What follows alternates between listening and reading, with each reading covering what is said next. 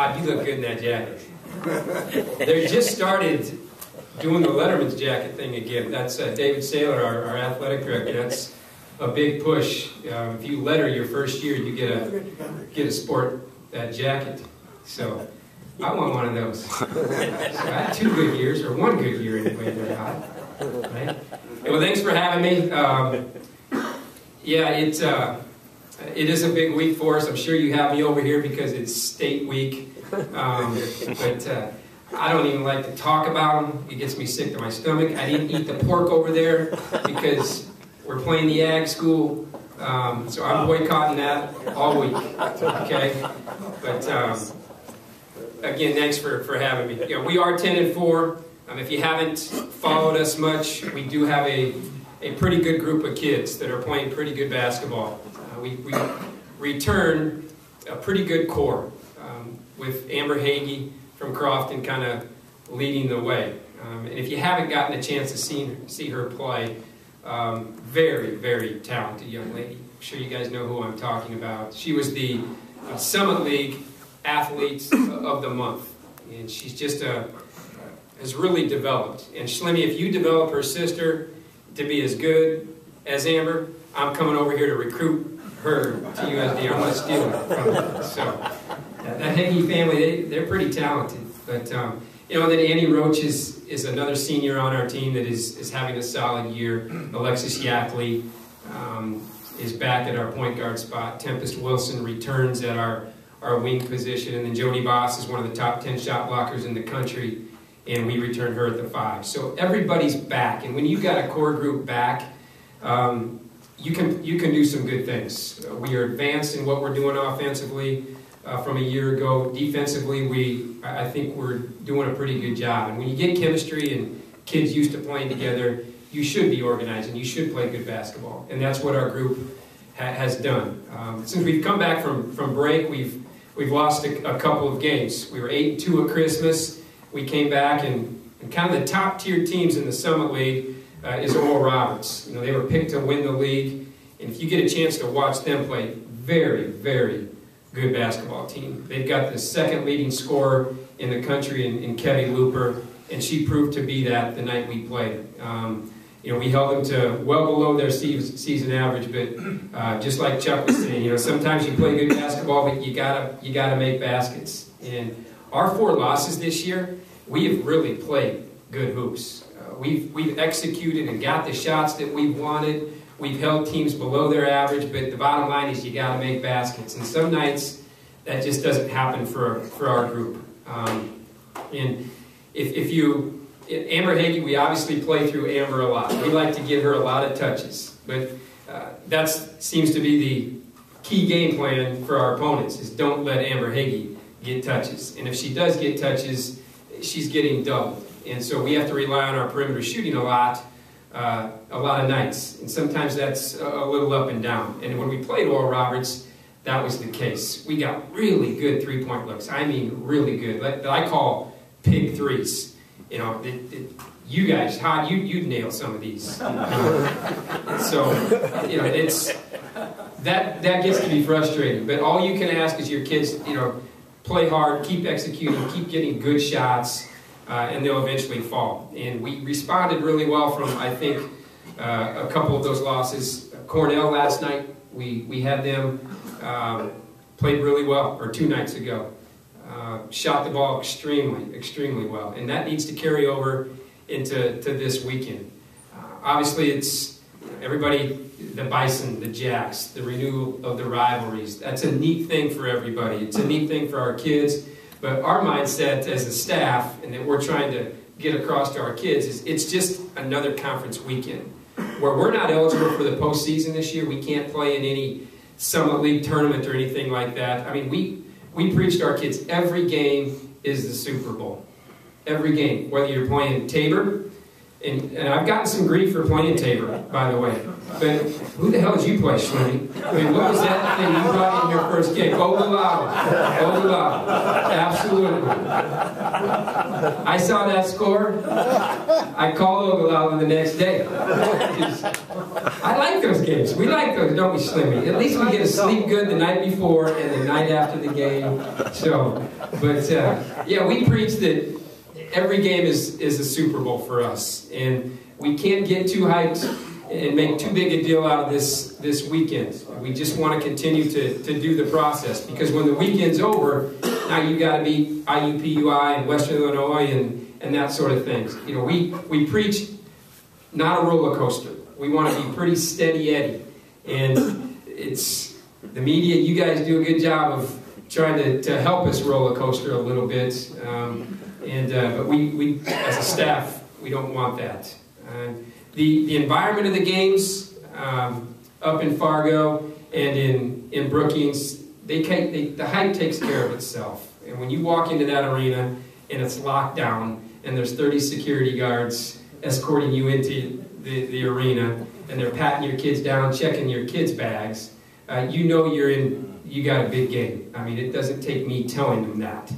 And so, obviously a huge road trip for us. And you know, Bison, they've won 3 of their last 4 games. They had a big win at Southern Utah. I thought that was a good road win for them. They protecting their home court.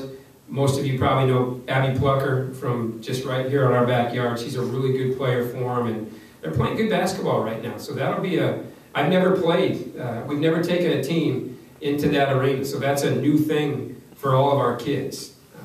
A lot of our kids have played or been a part of that Jack game we played up there 2 years ago in Brookings. So the likes of Amber and Rochi and Lex and Jody, they got to experience that game a little bit. So that won't be too much of a surprise. But we do know that will be an awfully tough contest as well, where the Jacks lead the league. I think they're 3-1, 4-1. And obviously a very good tradition with this group. So we're in for a battle. We know that. But I think we're as close as we've ever been. We've got a good group. We've got some, I don't know if there's a whole lot of deficiencies in our team. Now, I'm not saying we're the perfect team, but we're a team that doesn't seem to turn it over much. We're ranked really high in the country in turnover to assist ratio. We're ranked really high in the country defensively. We score the ball pretty consistent. We've got a really good scorer in Amber Hagee. We've got some kids that can shoot it. They play well together. So we expect to play good basketball. And when we go up to Fargo and we do go to Brookings, we expect to put ourselves in a position to win the game. And that's what our kids have done really in every game this year. We haven't won every game, but you look at our losses, it's just right there. It's right there. And that's all we can ask of our kids. Put yourself in a position to win every single night. And then just play your tails off. But the Summit League has proven to be a really neat thing for us. We were picked 7th in the league. I don't know where we're going to finish, but I do know we played some top-tier teams. Oral Roberts, Oakland, who everybody had kind of picked as a top team. You know, they beat Oral Roberts in the semis last year by almost 40 points, and they returned their whole team. So we went into Oakland and beat them by 6, I think it was, and that was a huge road win for us. But we competed against that, and it doesn't. I think our kids realize that we belong. I mean, we've got good weapons, we've got good size, we've got good players. We compete at the same level that you know the top tier teams are competing at. So I think our kids are confident. They expect to go on the floor every night and put themselves in a position to win. So that should be no different going into the Bison country and then up north to Brookings. But RPI-wise, I don't know if you guys understand what that is. It's kind of a power ranking system. At one point in the year, we were ranked as high as 3. Yeah, I wish the season would have ended there. That's pretty good stuff. There's only UConn and somebody else ahead of us, but we're not there anymore, just so you know. When you schedule Tabor, and that hurts your RPI, but you do sleep good when you play those teams. But we're 111 right now in RPI, and the Jacks are 102. So we're, scheduling-wise, we're right there. We played a really competitive schedule. Northern Iowa won the Valley last year. We went into their house and really that was one of those games we just didn't shoot it well. We lost 53-43, I think it was, and just a tough night shooting the basketball. But surely could have beat them. They're no better than us. Went into Creighton, and that was a great road win for our kids. And so that really helps establish your power ranking and respect. And our goal for this group, since we can't play in a conference tournament, is we want to finish as high as we can in the conference and hopefully get a look at a postseason bid like in the WBI tournament that we played in last year, or the NIT, the WNIT. And right now we're on course to at least get looked at, I would think. And so that's what we have to play for. And this is the last year of that, of course. And we are excited to get in that tournament next year up in Sioux Falls and play for a championship and a chance to get to the NCAA tournament, because that's what we want to be about. We've, through this transition, and this is the last year of it, we've just really tried to establish a winning program. And I think we've done that. These kids have done a good job of that. And now it's going to be about, we've got to get to the top tier of that Summit League. And I think when you get there, you put yourself in a position to win that Summit League tournament and then get to go to the NCAA tournament. And now that's good stuff. And are we there yet? No. Are we closer? Absolutely. And can we get there? Absolutely. So I want to tell you briefly just about some of our young kids. Kelly Stewart's been a young kid that's been in our rotation here as of late. She's a 6-foot wing from Amory, Wisconsin, and her dad played in the NFL for the Packers and the Falcons, and she plays like an NFL player. I mean, we call her Turbo. She just got to get the game slowed down a little bit. I mean, if she were up here speaking, she would just be eating this microphone. I mean, she just is always wound up and just ready to go. And as a basketball player, that's not always a good thing. You got to feel comfortable on the floor. And as we get her more comfortable, boy, is she going to be a good one. Exceptional, exceptional young freshman. And then we've got a young player. She's from Australia. Her name is Nicole Seacamp. She's been sitting on the end of our bench, not in uniform. She has to redshirt this year because of some eligibility things. She played in a professional league over in Australia, and she played too many games. She didn't get paid. She played under an amateur contract. This kid is the real deal. She's the real deal, and you're going to want to come watch her play when we get her a uniform next year. She is, over in Australia, she was the top player under the age of 21 in the whole country. And it was funny, the teams that were calling on her to recruit her at the end of the recruiting process, it was Texas Tech, Oregon State, Duke, and the Yotes. Yep, and we got her. And we took the boyfriend approach. She's got a boyfriend that shows up on an airplane tonight at 10:30 at Sioux Falls. We got him with full ride scholarship over to JUCO in Iowa. Yeah, you got to know how to do it, right? I mean, you got to play the different angles and be creative. But exceptional player. And that's kind of when we lose Amber and the likes of Rochi and that sort of thing, she's going to fill right in and be just as good. Trust me. So that's fun for us. Our future is good. We've got good young kids, and they're getting some good experience this year. So. Questions. I'll open up for questions. I could talk all day. How many years will you have that Australian eligibility? Yeah, she's got 3 years of eligibility right now. We're in the process of petitioning to the NCAA to get her cleared for that 4th year. I have no problem with her sitting out a year. But when you take a year away from a kid, and it was a brand new rule, What happens is they graduate in December in Australia from high school. And so the NCAA, they came up with this new rule last spring, where you get a year from when you graduate. There's a year window to where you can play competitive basketball, organized basketball. And there's a lot of club stuff and professional leagues over in Australia. They don't play university sports over there. They don't have that. And so she played with that year's schedule, and then her professional league, she played beyond that. She played too many games. And she was advised incorrectly by her guidance over in Australia. We were telling her, you can't play. They were telling her they can. Nobody really understood the rule. And because of that, because it's a brand new rule, we petitioned to the NCAA. And before you go to the NCAA, you got to go through your conference office. And they're saying that it more than likely would get approved that she would play. She would have 4 years of eligibility. So that's awesome. Ryan, mentioned some of the AA recruits you have coming in next year, too. Yeah, Heidi Hoff last night from Brandon Valley, she had 45. And yeah, that's good stuff. I mean, that's a lot of points. And, she's a really good shooter. She's a versatile scorer. I mean, I'm sure you've all seen her play, but we just like her size. A taller, bigger, stronger guard that can. She's got a unique game, kind of an old school game. She doesn't shoot a pull-up jumper. She got I call it a flick game. She's just very, very crafty. If you watch the Doug McDermott kid from Creighton play, I mean, he doesn't shoot a big jump hook or anything. He just gets rid of the ball so much quicker than the defense can react to. He's just got a unique knack, and I think that's kind of what Hoff has. And then Ty Miller is going to walk on. She's a 4 for 5 kid for us, where she's going to walk on her first year. She's from Watertown, and then we're going to scholarship her last 4. An exceptional athlete, for sure a D1 athlete. And I think when she really concentrates on just playing hoops, we're going to really like Ty Miller. She's a big-time athlete.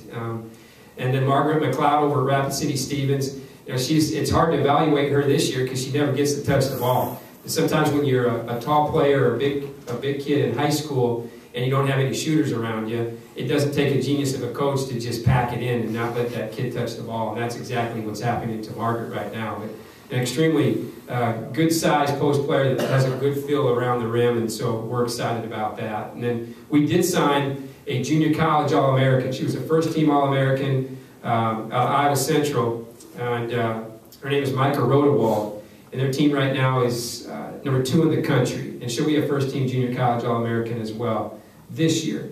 She's a 6'2" post, just a brawny, nasty type of player. We like that. We like that. So she'll take over, and we'll probably score the ball better at the 5 position next year than we are scoring it this year. You guys see another Amber Hagee floating around out there? That's the one thing we can't replace right now. So, good question, though. Ryan, why does a couple of conference games are back-to-back and you guys are splitting them? Wasn't the one in Kansas City that they play the same day? You played the men's and the men's, women's games? Why is some split and some don't? Good question. I mean, I think our fans would really like the doubleheaders. And we as players, I like the doubleheader games as a women's coach. We get more fans. And I don't know why they do that. There's no league in NCAA Division I that plays doubleheaders. And so that's our commissioner's stance, is that we'd be the only league doing it. And I'm like, so what? I get the ACC and the SEC, and they can all stand on their own. But, I mean, we're different. We're different. And that's just what our fans want. I think it would be great for our players. But why that happens sometimes is just, I think, some scheduling conflicts. Sometimes you're not going to see any doubleheaders really ever again.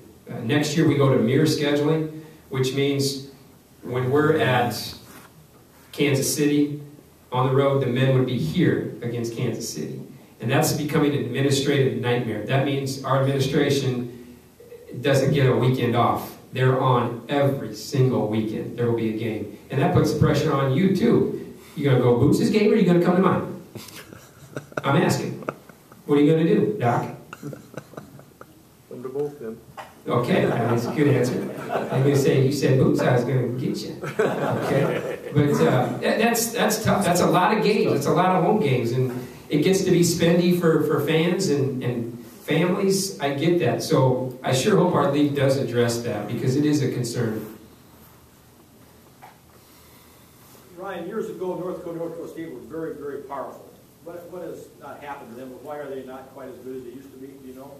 North Dakota State? But they had great girls. Yeah, when, what's the coach's name? Van Gore? Yeah. Amy Ruley, yeah. But she had it rolling. Yeah. She really had it rolling. And I got to watch some of those teams play when I was playing at the U. And yeah, they were really good. I don't know. I just think when you go Division I, there's a lot of schools that you compete against. They were the top teams when it came to Division II basketball. And now when you stretch that a little bit, you go up a division, I think that changes a little bit. But, I think, North Dakota, I think they're going to get it going. I do. I think they've got some good recruits. North Dakota State, like I said, they won 3 out of 4. It just is extremely competitive.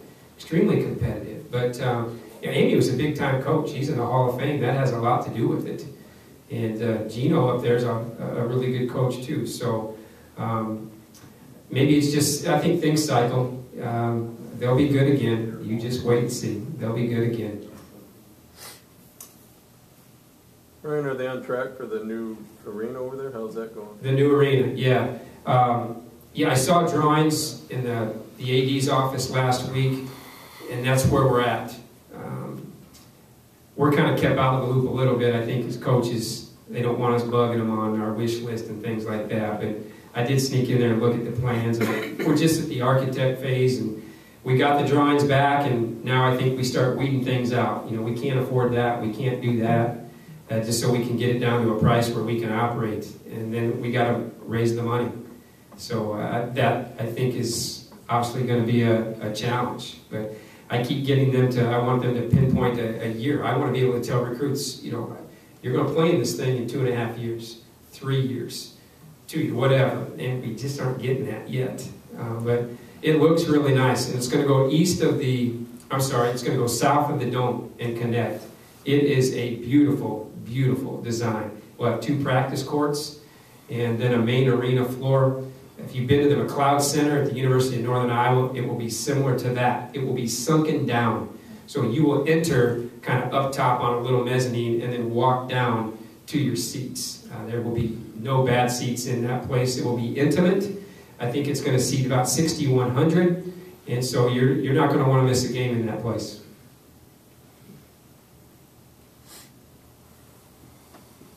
We do need money. Did I say that? We do need to raise some money. So, don't we all, Slimmy? All right, that's it. Hey, thanks for having me. You guys are great.